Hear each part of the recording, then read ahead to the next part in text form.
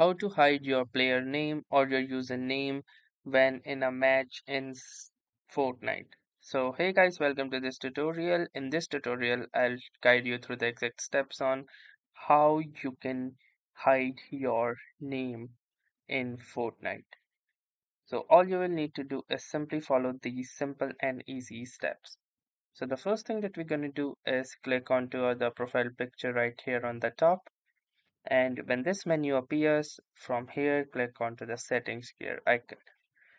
Having done this, you can click onto your profile picture right here, that stands for account and privacy, and from here you can scroll down and you can see gameplay privacy as well.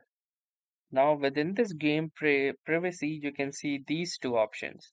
The first one is hide your display name from Steam snipers, and the second one is hide other display names on your Steam.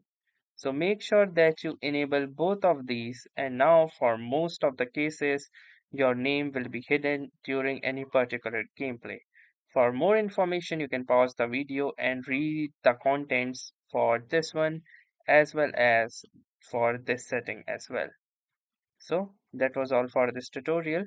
Thanks for watching and have a nice day.